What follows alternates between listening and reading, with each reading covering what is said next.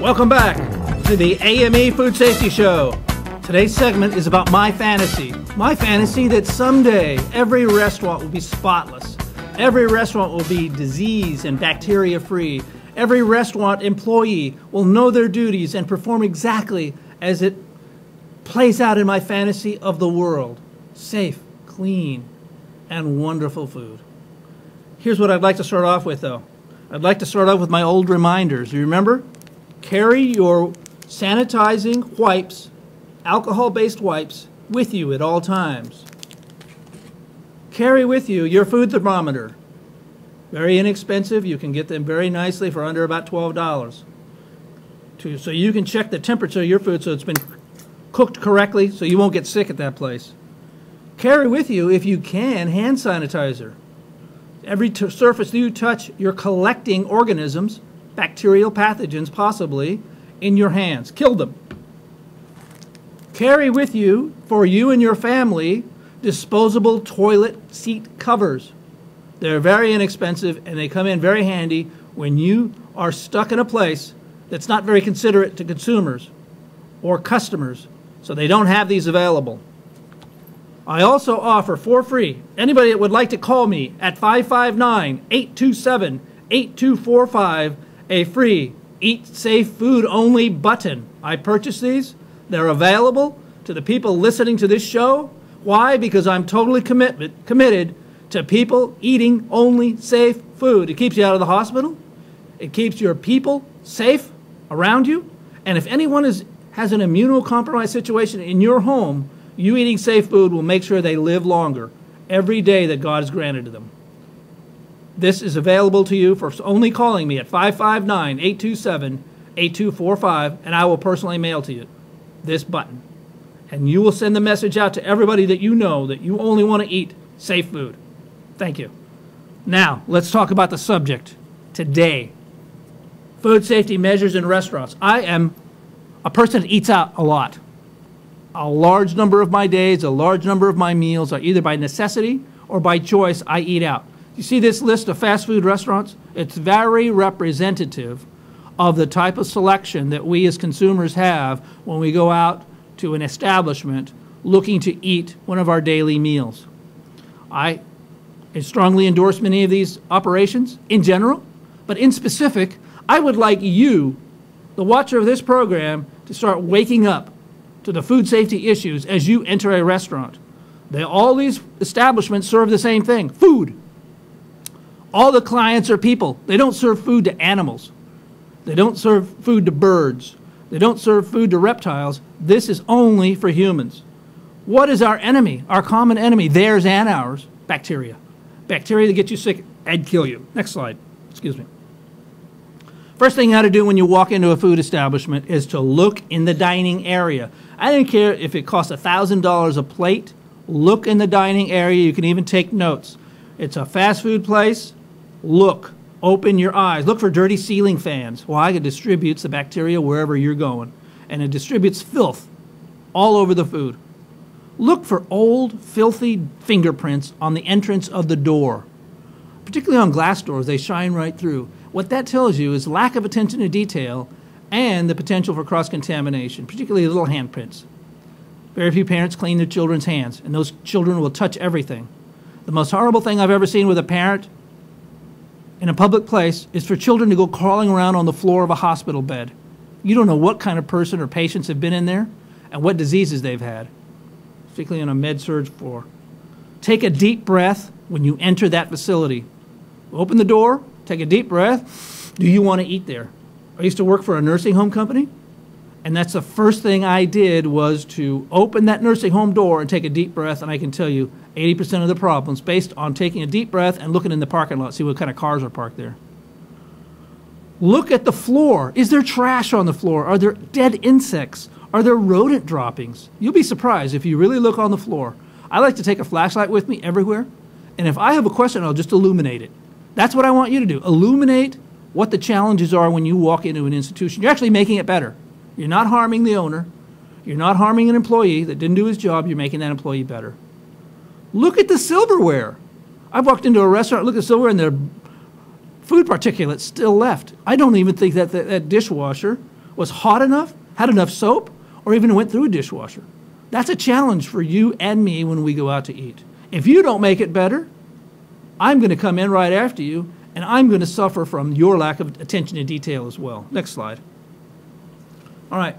If you go to a restaurant, I don't care if you're paying 99 cents for a soda or a hamburger, go to the restroom and see what the cleanliness is there. There are a lot of lessons to be learned. If there's starring products there, if the trash can is overflowing, if there's raw sewage on the side of that restroom stool, if you don't see somebody cleaning it, it's your fault as a consumer. You have allowed it to happen. You brought in your dollars. You're enabling that business to prosper.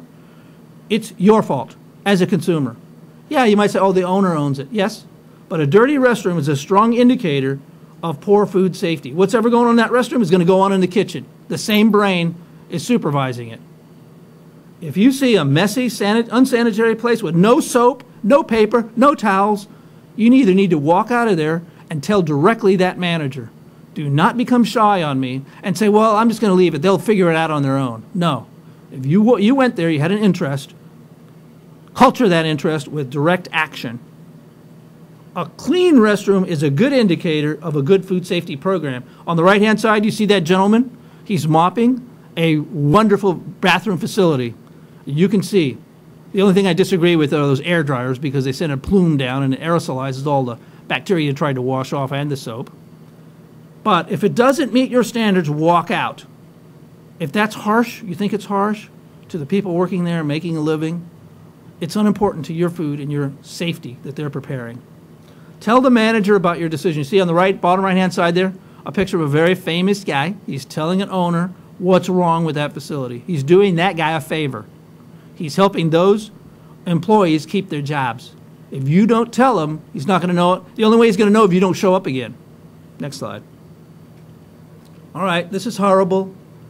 This is ridiculous. It's never happened to you, but I guarantee you that there are eating establishments in every city that have these challenges. On the left-hand side, behind the refrigerator that an inspector pulled out, are cockroaches. Cockroaches are insects. They carry diseases. They're horrible creatures.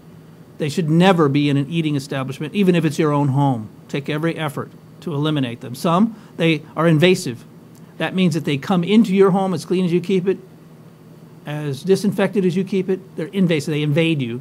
Others are evasive. They live in your house, and then they evade other people. That's a challenge. Rodents. Rodents have been blamed for a lot of things, but one thing that's true is they should never be in a human habitation. They should never be around food. You should do every measure to get rid of them. The most important thing about rodents is their feet and their clothes, their clothing, their robe, their fur is infested with bacterial pathogens, E. coli, Salmonella, and Listeria. They're great indicators of poor sanitation because they're eating the food that was left there, wasn't cleaned. Again, they carry diseases, other diseases as well. They can carry they've been accused of bubonic plague. It's usually with the fleas that were actually feeding on them had bubonic plague in current times and in past times. And they're, again, an indicator of poor food safety practices. On the right-hand side, you see a food inspector. Many municipalities, counties will have food inspectors, and they'll give their report, and either the food establishment will be reduced in its grade, whatever. That's a third-party governmental entity. That's not you. Just because you see it on the front store, the front entrance of that restaurant, a letter, a grade, or however it's handled in that community, that means nothing to me. Why? There are many cities, and even here in California, and I've interviewed people that have worked for the county and the state, and they actually received money, $200 to $400 to $500, $600 from restaurants to not be given an inspection, just to be paying for that sticker. That's an abomination. It's actually a crime, and that should be eliminated. But that's irrelevant to our discussion today. What's relevant is that you learn these skills, you adopt them, you give your money to people that have earned it, and you make that place better by your recommendations. Next slide. All right, this annoys me. It is a traditional image, and particularly what was known commonly as a high-class restaurant. My wife and I lived in Monterey, and we've eaten in Carmel, and you see a lot of these waiters walking around with a towel on their arms. And it always made me concerned and you see a waiter with a dirty, filthy apron, that makes me really concerned. You see a notepad that's everywhere. And see that notepad? It's very similar. When I worked in the hospital infection control arena, was that physicians would walk around with a notepad with all your case notes on it, come into your room, plop it on your bed, and then march off gleefully to the next patient and plop that same binder on someone else's bed. There are a number of organisms in hospitals, one I'm particularly concerned with, that's called methicillin-resistant Staph aureus, and that attaches to anything. Also, bed bugs. Bed bugs lay their eggs on the surface of beds, and hospitals have been known to have been infested with bed bugs. Movie theaters, hotels, all of those facilities, even homes, and they carry their egg, they lay their eggs out open, and you carry them to the next location, and through friction, you release them in that other location. Same thing is true with a menu. I rarely see menus. They should never touch a food surface. They should remain, but they do collect, wherever they go, organisms. Also, remember, towels, if you see them, should be single-use disposable. That's what I prefer. That bacteria, even if it looks clean, can still collect bacteria from others. You might see somebody coughing at a table at a fancy restaurant and that waiter is using one towel. Well, that cough can disperse up to 20 feet of bacterial organisms and viruses. So if they bring it over to your table and they accidentally scrape against you, you've been cross-contaminated. That's why I don't like those. Cross-contamination, more than likely than anything else, occurs underneath the growth of organisms underneath fingernails. Look at the personnel handling your food at that restaurant. Are their fingernails clean? This little example here shows more like an auto worker than a restaurant worker or a food worker. But those fingernails should be scrubbed with a brush before attending to your food. They're perfect targets for cross-contamination. And whatever's under there, it could be motor oil, it could be their other job, it could be they just came back from the restroom. Believe it or not, many people that come to this country still don't believe in the germ theory of washing your hands before you touch food or anywhere around food. So you see those dirty fingernails, that's a great indicator that you need to talk to the manager or the owner of that restaurant and tell them they need to have a better hand cleaning wash operation before you buy anything in that restaurant. So what does it mean? I have seen fast food places, sandwich places, and I've sold this before. An employee comes out, a male employee with a toilet plunger out of his hand, and he says, "Boss, you want me to do anything else?" The boss leans over and he says, "Hey, make that guy a sandwich." He was pointing to me. I said, "Before you make me a sandwich, you better wash your clothes and you better scrub those hands after cleaning that toilet out." He was offended, but it was how I felt before he made me a sandwich. So don't forget, sanitation is wiping, making sure it's clean, and then re-wiping. Next slide. Now I might be dragging this out a little bit, but if you eat out as much as I do, and you see somebody with a bad attitude serving your food, you should let them know right away. "Hey buddy, you got a bad attitude. Don't serve me this food. This food's cold." On the other hand, if it's great service, let them know. From the bottom of your heart, I think you're doing a great job. Keep doing it. Here's what I get offended by: slow service. That means there's something wrong in the kitchen. There should be a standard service time for any product you're being served or you purchase. Cold food. This is why I recommend a thermometer. Because once food is allowed to become cold, bacterial growth. It questions in my mind, how long has that food been sitting there? Was it prepared in different stages? Cold food is an abomination. It should be warm when served to you if it's appropriate to be served. Dirty tables. When I walk into a facility, I like to watch how they scrub those tables. If that table's filthy, I've been in a fancy restaurant here in Fresno, the table was not ready. The person said, "Sit down, I'll come back and get a rag and wipe it off for you." Well, I have two concerns about that. One, who was eating there before? Two, the rag that they bring, was it a freshly sanitized? And when they scrape away that food product, where does it go? It goes into my lap? Or does it go on the floor where I can walk it home? Next issue is unattentive, unprofessional, sloppy service. I find that to be an outrage. It's not that I'm just going to hold back my tip. I'm going to walk out. Why?